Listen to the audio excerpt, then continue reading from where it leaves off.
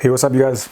So look, today what we're going to be looking at is just an extension of what we spoke about, right? Remember, we're discussing what we call the power rule, right? The power rule, which is as follows. If you've got any function, right, we'll call it y, which is ax to the n, then y prime will be n times ax to the n minus 1, right? I know that with most formulas, right, with most formulas, like the main formula that most textbooks are using, right, it's like this: y is equal to x to the n, and therefore they went ahead and said, right, y prime then becomes nx to the n minus 1. So I mean, that's still totally fine. It's just that most functions that you guys are going to be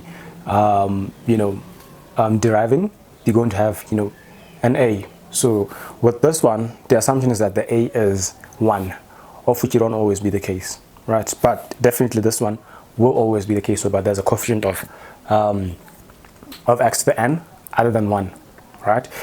So remember, sometimes you're going to have this, right? Sometimes you're going to have this. You're going to have y is equal to ax to the n plus bx, let's say, to an exponent k, plus cx to the exponent maybe let's just say any letter, let's say maybe z, right? So it then goes on like that, right? And eventually you might have a constant d and then x to some constant we don't know. Maybe it's q. All right, it keeps on going on like that. So but whatever it doesn't matter how many expressions you're going to have, right? It doesn't matter how many expressions you're going to have. You're going to do the very same thing. If you're finding y prime, that means you're going to say, okay, I'm going to then derive everything individually. In other words, I'm going to say, okay, the derivative of this, so d over dx of ax to the n, and then I add with the derivative of bx to the k, and then I add with the derivative of what?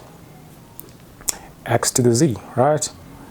X to the z. Then I mean, you keep on doing the same thing: d over dx, right, of dx to the exponent q. So you do the same thing, and then you know that, okay, your final answer is going to be like this. The derivative of this one is going to be n ax to the n minus 1 plus k bx to the k minus 1, right, plus z, right? So here we have a c, so z cx to the exponent what? Z minus 1, right? And then the last one, q dx to the exponent q minus 1. So nothing is really changing here. You just keep on doing the same thing, right? But what I really want you guys to really pay attention to is the functions that are typical, right? Because I mean, we're not just doing this for fun's sake, right?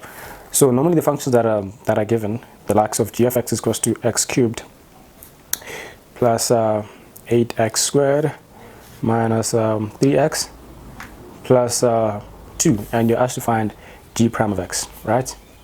Find g prime of x. All right, so what you're going to do, you're going to say, okay, that's fine. I'm going to differentiate these functions individually, okay? And the general rule is that the derivative of a constant is 0, and you'll see why the derivative of a constant is 0, okay? So I'm just going to rewrite g of x, right? So everything is already in the form of ax to the n, okay? Here by x cubed, we know that the a is 1, so basically what we have, it's 1x to the exponent 3, and then this is quite clear, right, that the a is 8, and then the n is 2, and then minus 3, but this one it's not quite clear because the power there, it's 1, but we don't explicitly write it, right? It's a ghost one. But then the last one, which is a constant, this is a bit confusing. Most learners, they get lost here, right? Because there's actually x to the power of 0 there, but it's just not written. Why? Because x to the power of 0 is 1, and 2 times 1 is just 2. So that's why we don't write it like that. So whenever it's written like that, just know that it can also be rewritten like this. And when it's like this, that's when you can actually, apply your power rule, with ease. So now we're ready to apply our power rule. So to apply our power rule, g prime of x, that means we're going to differentiate these functions individually, d over dx, the same way we did over there, right? The same way we did over there. So d over dx of what? Of 1x to the 3 plus d over dx of what? 8x squared plus d over dx, right, of what? Of minus 3x to the 1. And lastly, d over dx of what? Of 2x to the 0, right? Of 2x to the 0. So now it's simple. We know that with this one, we're just going to say 3 times 1, which is just 3x, and then 3 minus 1, that's 2. Plus this one here, 2 times the 8, that's 16x, and then 2 minus 1, that's 1. We don't write the 1. And then this one here, 1 times negative 3, that's just minus 3x. Now 1 minus 1, it's 0. You know what 3 to the 0 is going to give us? It's going to give us 1. So basically this one is going to be just minus 3, right? And then the last one, plus, remember we've got what? 2x to the 0 here. So the 0 times 2, that's what? That's 0. And the 0 times the x, everything becomes 0. Okay, even if you go ahead and say, okay, 0 minus 1, still everything is going to be 0 since you're multiplying with a 0 here, right? 0 times x to the 0. So here you end up with a 0. So then our first derivative becomes dx squared plus 16x minus 3. So that's the final answer. So yeah, so I really want to look at first principles. Remember, we've already had a discussion about finding the first derivative using first principles. So first principles.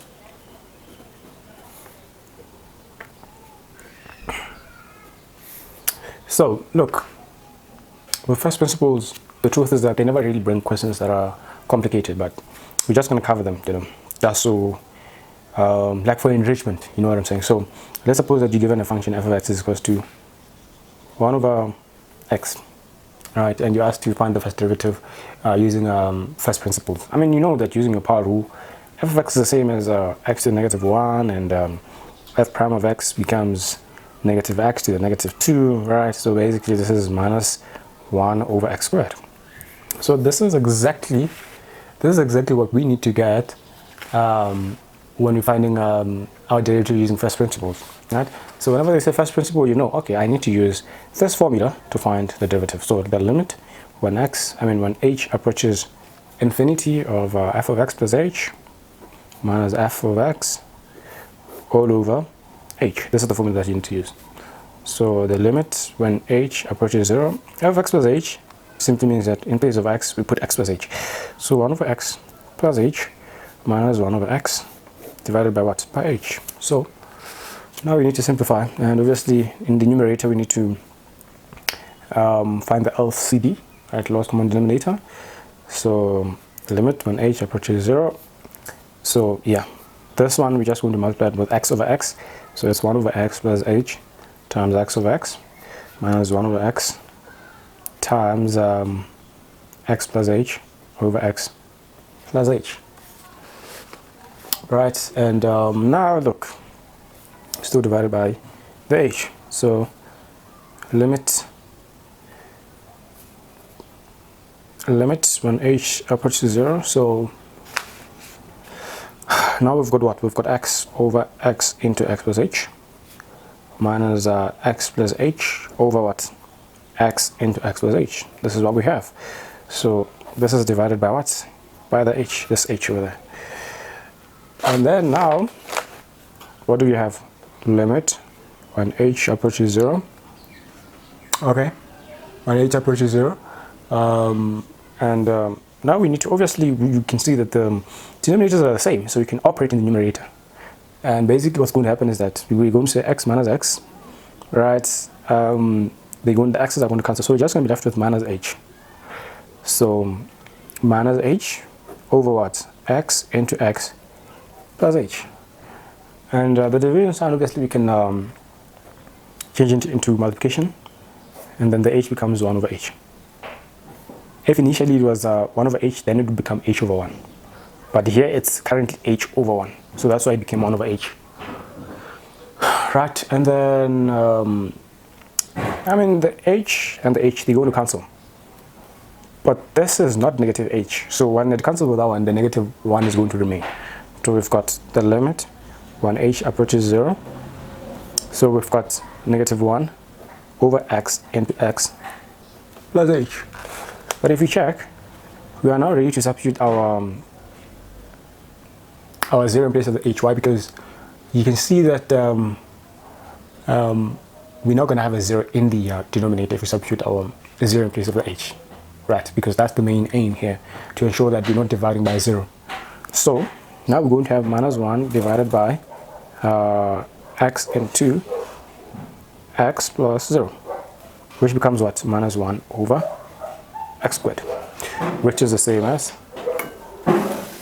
that, minus 1 over x squared.